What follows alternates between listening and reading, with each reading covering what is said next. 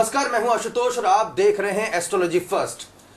महाराष्ट्र की राजनीति में बड़ा उथल पुथल देखने को मिल रहा है। एनसीपी के अध्यक्ष शरद पवार ने 2 कार्यकारी अध्यक्षों का ऐलान कर दिया है। इसमें उनकी पुत्री सुप्रिया सुले और प्रफुल्ल पटेल, जो कि बेहद ही करीबी माने जाते हैं, उन्हें कार्यकारी अध्यक्ष बनाया गया है। कुछ समय पहले बगावती तेवर दिखाने वाले उनके भतीजे अजित पवार को दरकिनार कर दिया गया है। ऐसे में सवाल उठ रहा है कि अजित पवार का अगला कदम क्या होगा। महाराष्ट्र की राजनीति में क्या कुछ बड़ा देखने को मिल सकता है? क्या एनसीपी दो फाड़ होगी या शरद पवार ने अजित पवार के मंसूबों को पहले से भागते हुए एनसीपी की मजबूती के तमाम जो प्रयास पूरे कर लिए हैं और उसके बाद इस निर्णय पर पहुंचे हैं? तो आने वाले दिनों में एनसीपी और अजित पवार का क्या कुछ कदम होगा? क्या महाराष्ट्र की राजनीति में कुछ नए समीकरण देखने को मिल सकते हैं या फिर राजनीतिक तौर पर एनसीपी स्थिर रहेगी?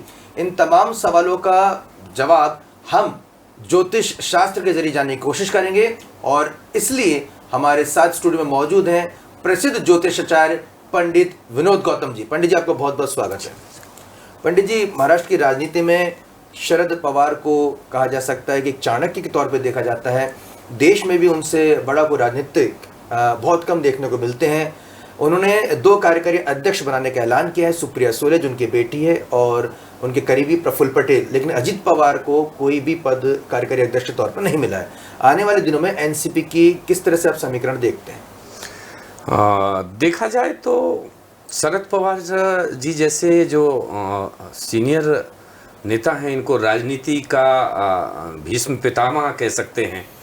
और ऐसे लोग जब राजनीति में कोई निर्णय करते हैं तो निश्चित समझ में आता है कि यह निश्चित तौर पर बहुत बड़ी रणनीति के तहत किया गया है। लेकिन उन्हीं रणनीति के साथ ज्योतिष में भी जो रणनीति स्थिति होती है वो सुबह की स्थिति कुछ होती है और शाम की स्थिति कुछ होती है। ग्रह बदलते हुए होते हैं। जब भी ग्रह बदलते हैं तो उसके बदले हुए प्रभाव ही देते हैं। ग्रह राज्यम प्रयक्षामि ग्रह राज्यम हरिणचो, ग्रह ही राज्य देते हैं और ग्रह ही राज्य का हरण कर लेते हैं। ऐसे में जो ये पुरानी पार्टी है, चूंकि ये कांग्रेस पार्टी से ही उदय होकर के ये पार्टी बनी है और ये लगभग तीसरी बार इसका पोस्टमार्टम होने जा रहा है।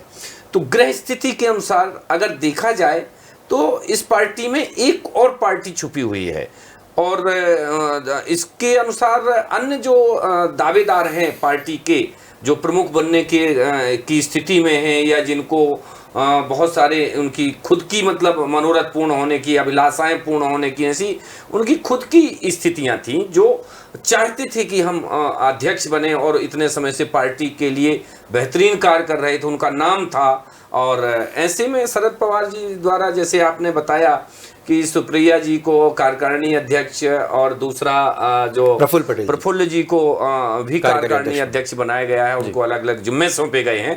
तो ऐसे में ये कहना कोई बड़ी बात नहीं है कि ये सब शनि करवा रहा है। शनि राजा से रंक बना लेता है और रंक से राजा बनाने की क्षमता भी रखता है। तो शनि जब चूंकि इनकी राशि में आया हुआ है, शरद पवार जी की जो राशि है, इनकी राशि का स्वामी कुंभ राशि का स्वामी शनि है और शनि अभी कुंभ राशि में ही चल रहा है। तो ऐसे में कुंभ राशि में जो अढ़ैया 7.5 शनि का जो प्रभाव है वो इनको मारक दोष भी दे रहा है। तो ऐसे ऊपर चूंकि इनके ऊपर आयु संबंधी खतरा भी बना हुआ है, मारक दोष बना हुआ है और जब भी इस टाइप के दोष बनते हैं तो ये पार्टी में विघटनपूर्ण स्थितियां भी बनाते हैं। तो पंडित जी, विघटनपूर्ण स्थितियां क्या इस और इशारा करें कि अजित पवार कोई बड़ा कदम उठा सकते हैं? देखा जाए तो महाराष्ट्र की राजनीति से संबंध भी शनि रख रहा है।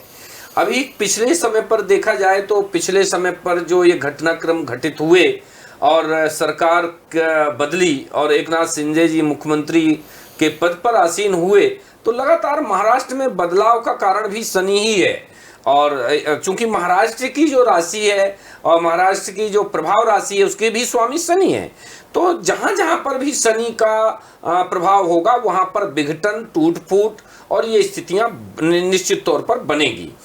और जहां तक इनका पवार जी की स्थिति और इनकी शक्ति की स्थिति है, तो अजीत पवार और शरद पवार जी का जो ग्रह स्वामी हैं वो दोनों मेल नहीं कर रहे हैं, क्योंकि ये मंगल शनि की लड़ाई है और ये अभी से नहीं शुरू हुई है। वैसे शरद पवार जी की जो बदलाव की स्थितियां थी वो जनवरी में बन गई थी, जब शनि ने राशि परिवर्तन किया था, और 18-19 जनवरी को राशि परिवर्तन शनि ने किया और उसी समय पर बदलाव की स्थितियां बन गई थी। लेकिन ये अभी मई जून तक ये क्रियान्वित हो पाई और 2 कार्यकारिणी अध्यक्ष बन गए। इस तरफ अगर देखा जाए अजीत पवार जी को, तो ये विघटनकारी स्थितियां बन रही हैं, क्योंकि ये मंगल की राशि के हैं और मंगल और शनि का वर्तमान समय पर और देखा जाए तो एक सैद्धांतिक तौर पर शनि मंगल का जो प्रभाव है वो अच्छा नहीं है। इनका आपसी मतभेद पूर्ण प्रभाव है, शत्रुता तो पूर्ण प्रभाव है। तो ऐसे में आगामी जो दल की राजनीति है वो विघटित हो सकती है और एक नए दल के रूप में सामने भी आ सकती है।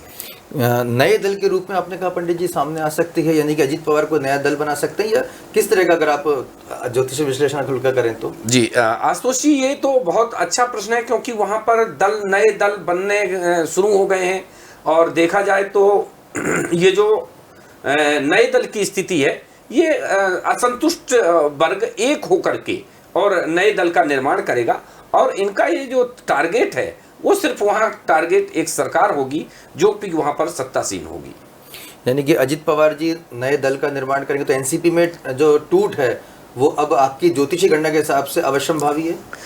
निश्चित तौर पर एनसीपी में टूट होगी और ये राष्ट्रीय नेशनल कांग्रेस पार्टी की जो स्थिति है, अगर ग्रह स्थिति पर बात करें तो भी शनि मंगल का जो ये खष्टग्रही प्रभाव है और खडाष्टक योग है, अभी जो ये त्रिग्रही योग बना है ये अभी जुलाई में ही ये परिणाम निश्चित करेगा। और जुलाई के जो राशि परिवर्तन हैं, जुलाई के ग्रहों के होने वाले राशि परिवर्तन, ये राजनीति में बहुत परिवर्तन ला रहा है। जी पंडित जी, ये जो आप जो टूट आप देख रहे हैं एनसीपी में, वो कब तक संभावित है आपके गणना के हिसाब से? क्योंकि इसका जो है भापना पहले से जो आकलन जो है संभवतः शरद पवार जी को हो गया था, इसका अंदाज़ा हो गया था। उन्होंने बहुत ही एक तरीके से पहले खुद के इस्तीफे की बात चलाई, फिर उसके बाद कहा कि पूरी पार्टी जो इस्तीफा नहीं देना चाहती, कि शरद पवार जितना इस्तीफा वापस ले, पहले इस्तीफा लेके उन्होंने फिर वापस लिया। तो इस पूरे घटनाक्रम के दौरान उन्होंने जज कर लिया, आंकलन कर लिया कि आखिर कितने विधायक अजीत पवार के साथ हैं, कितने एनसीपी के साथ में हैं, और उसके बाद सोची समझी रणनीति के तहत ये कदम उठाया। आप कार्यकारी अध्यक्ष का जो है डिक्लेयर कर दिया, अपनी बेटी को और अपने करीबी को बनाया, लेकिन अजीत पवार को नहीं बनाया जिनके बगावती तेवर थे। तो ऐसे में अजीत पवार के साथ कितने विधायक जा सकते हैं, वो कितने बड़ा जो है टूट का कारण बन सकते हैं? देखा जाए आशुतोष जी, आपके चैनल के माध्यम से मैं जनता को बता दूं कि ये जो राजनीतिक ग्रह होते हैं ये कहीं ना कहीं अचानक मतलब परिवर्तन की स्थितियां लाते हैं, तो इसमें ज़्यादा समय हम इंतजार नहीं कर सकते हैं। अगर ज्योतिष की बात करें तो ये ग्रह जनवरी से ही टूट फूट के बने थे, कार्यान्वित अभी हुए हैं, लेकिन जो ये पार्टी है ये जुलाई में निश्चित तौर पर पूरी तरह से विघटित होगी और लास्ट में जो स्थितियां बनेंगी वो इनकी जो एकनाथ शिंदे सरकार के लिए जो सामने खड़ी पार्टियां हैं जितनी भी हैं, ये एक दल के रूप में गठित हो जाएंगी। लेकिन जो अजीत पवार जी हैं वो काफ़ी कुछ शरद पवार जी को धक्का दे सकते हैं। यानी कि शरद पवार जी को काफ़ी जो है नुकसान यहाँ पर हो सकता है। जी निश्चित तौर पर, क्योंकि अगर इसकी विस्तृत व्याख्या की जाए तो ग्रहों का जो जमवाड़ा है वो निश्चित तौर पर अभी वर्तमान समय पर शरद पवार जी के ऊपर 7.5 का प्रभाव मारक ग्रह के साथ में दे रहा है। इधर अगर अजीत पवार जी की स्थिति देखें तो मंगल इस समय पर बलवान है और मंगल राजनीति का कारक ग्रह है। जब ये कभी बलवान होता है तो राजनीति में सितारे चमका देता है, तो कहीं ना कहीं मतलब अजीत पवार जी के सरकार की ओर रुख भी कर सकते हैं। कोई सरकारी जो स्थितियां हैं उसमें शामिल हो सकते हैं, सरकार को बल प्रदान कर सकते हैं। तो कोई बड़ी बात नहीं है कि कब जो है तो स्थितियां वहां पर बिगड़ जाए। हाँ, ये जरूर है कि महाराष्ट्र को चाहे कोई भी पार्टी का विघटन हो, नई पार्टी बने, लेकिन महाराष्ट्र की जो सरकार है उसको अभी वर्तमान समय पर ग्रहों की बहुत बड़ी छत्र छाया प्राप्त है। तो ऐसे में महाराष्ट्र की सरकार पर किसी भी प्रकार का कोई आंच नहीं आ रही है, बल्कि इन सब घटनाओं से महाराष्ट्र सरकार की जो राजनीतिक स्थिति है और जो उसका पावर है उसमें वृद्धि हो रही है। जी बिल्कुल, जब विपक्ष यहाँ पर अगर कमजोर होगा तो इसका सीधा फायदा जो सत्ता पक्ष होगा। हमने देखा किस तरह से शिवसेना के टुकड़े हुए। हमने अब ये आप जो भविष्यवाणी कर रहे हैं कि एनसीपी में भी अब टूट संभावित है। आप बता रहे हैं कि निकट भविष्य में ऐसी स्थिति में जो दो प्रमुख दल हैं जो विपक्ष में थे वो कहीं ना कहीं कमज़ोर होते नजर आ रहे हैं। इसका सीधा फायदा भारतीय जनता पार्टी को उसको मिलेगा।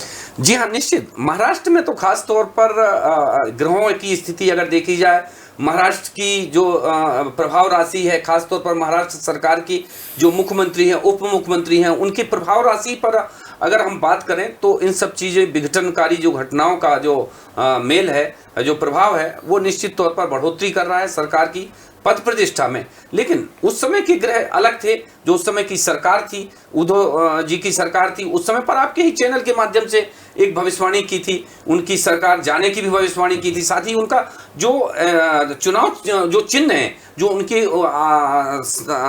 कहा जाए कि पिताजी के जमाने से चल रहा था, वो भी उनसे छीन लिया गया। तो ग्रह राज्यम प्रयच्छामि ग्रह राज्यम हरेण चौ, अर्थात ग्रह भी राज्य देते हैं और ग्रह ही राज्य का हरण कर लेते हैं। जी, तो यहाँ पे महाराष्ट्र की राजनीति को लेकर पंडित जी बड़ी भविष्यवाणी कर रहे हैं और शरद पवार जी ने हालांकि सोची समझी, क्योंकि बड़े राजनेता हैं, बहुत सोच समझ के फैसला किया होगा। मुझे लगता है कि पंडित जी अजित पवार को मना पाने में एक सवाल और बनता है कि अजित पवार जी को भी अगर वो कार्यकारी अध्यक्ष बनाते, क्योंकि सिर्फ दो ही सुप्रिया सुले और प्रफुल्ल पटेल को बनाया गया है, तो अजित पवार से कहीं ना कहीं वो नाराज़ रहे होंगे या फिर उन्हें मान लिया होगा कि जो भी होना है अब मैं कंट्रोल कर लूँगा। तो ये भी तो हो सकता है कि उन्हें पूरे सारे समीकरण को अपने पक्ष में करने के बाद अजित पवार जी को सबक सिखाने की ठानी होगी। जी हाँ, ये देखा जाए तो जिस समय पर हमारे ये जो ग्रह हैं, जो बकरी ग्रह, शनि की जो चाल थी और जो गुरु की चाल थी, ये जब वक्र गति में स्थितियां, हमारे 4 ग्रह बकरी हुए थे, तो पिछले महीने की ही अगर अपन बात कर लें तो पिछले महीने ऐसे योग बने थे और वहां पर अगर ऐसी स्थितियां अगर होती तो निश्चित तौर पर अजित पवार जी को आज कोई पद प्रतिष्ठा प्राप्त हो जाती। लेकिन चूंकि मचे हुए खिलाड़ी हैं और मैंने पूर्व भी कहा है कि ये राजनीति के बहुत बड़े इसमें भीष्म पितामह कह सकते हैं, उनसे बड़ी राजनीति का कोई नहीं जानता। इसी कारण से 1 महीने का समय लेकर के और उन्होंने इस लड़ाई का पट्टाछेप कर दिया था। लड़ाई तो उस समय ही शुरू हो गई थी, अर्थात जो ग्रह थे वो 1 महीने पहले से ही बैक गियर लगा चुके थे। जी, यानी कि टूट संभावित थी। हाँ, टूट तो निश्चित तौर पर ये संभावित थी। एक बार फिर मैं स्पष्ट करना चाहूंगा अपने दर्शकों के लिए आपके जरिए कि कब तक अजित पवार को बड़ा कदम उठा सकता है। जी, जब कोई सूर्योदय होता है तो धीरे धीरे उसमें उजेला होता है, फिर लालिमा फैलती है, या अंधेरा होता है तो सूर्यास्त होने के बाद भी थोड़ा उजेला होता रहता है और धीरे धीरे उसमें अंधेरा होता है। तो जहां देखा जाए तो इस पार्टी में एक जो अंधेरे की स्थिति है, वो विघटनकारी स्थितियां हैं, वो पूर्व महीने से ही बन चुकी थी। तो अब उसमें थप्पा सिर्फ लगना है और निश्चित तौर पर बहुत बड़ा अलगाव हो रहा है। और महाराष्ट्र की जो राजनीति है वो चूंकि सरकार को इससे कोई नुकसान नहीं हो रहा है, इसलिए महाराष्ट्र की राजनीति में बदलाव तो होगा, राजनीति में उबाल आएगा, लेकिन सरकार को इससे कहीं किसी भी प्रकार का कोई नुकसान होने वाला नहीं है। हाँ, ये पार्टी के विघटन से शरद पवार जी को निश्चित तौर पर नुकसान की स्थिति बनी है। चुनकर 7.5 चल रहा है और 7.5 मार्केस का रूप लिए हुए है। इधर सुप्रिया जी के ऊपर भी जो तो 7.5 का प्रभाव है, लेकिन इनके ऊपर मार्केस की स्थिति नहीं है। तो ऐसा माना जा सकता है कि इन सब नेताओं में कहीं कोई ना कोई बड़े नेता की जो स्थिति है वो असमय मृत्यु की ओर जा रही है। मतलब महाराष्ट्र में किसी भी प्रकार का कोई एक असमय दुखदकारी घटना हो सकती है और ऐसे शीर्षस्थ नेता की असमय मौत जो है तो वहां पर एक राजनीतिक माहौल को बदल भी सकती है। चलिए, बहुत महत्वपूर्ण जानकारी पंडित जी आपने अपने ज्योतिषीय आकलन के जरिए दी है। तो दर्शकों, पंडित विनोद गौतम जी की ज्योतिषीय गणना के मुताबिक एनसीपी में जो टूट है वो अवश्यंभावी है। निकट भविष्य में एनसीपी बड़ी टूट हो सकती है, उसके कारक अजित पवार बन सकते हैं। हालांकि ज्योतिषीय गणना है, लेकिन भारत में ज्योतिष शास्त्र के तौर पर जाना जाता है और अक्सर हम बड़ी भविष्यवाणियों को भी यहाँ पर सफल होते देखते हैं। तमाम जो ज्योतिष हैं वो अपनी गणनाओं के आधार पर, ग्रह नक्षत्र के आधार पर गणना करते हैं। फिर भी ये पूरी तरह से जो आकलन है वो ज्योतिष शास्त्र के हिसाब से है। अगर किसी को भी इस ज्योतिष गणना के आधार पे अगर किसी प्रकार का दुख पहुंचा हो या कोई ठेस पहुंची हो तो हम उसके लिए क्षमा प्रार्थी हैं। आप अपने कमेंट्स और अपने जो भी आप जानना चाहते हैं या आपके जो भी विचार हैं वो हमें कमेंट के जरिए भी आप भेज सकते हैं, हम उन्हें ज़रूर जो है शामिल करेंगे। आपने हमें समय दिया और ये प्रोग्राम देखा, आप अपनी टिप्पणी जरूर कीजिएगा। देखते रहिए पब्लिक फर्स्ट, सर्वदा भारतीय।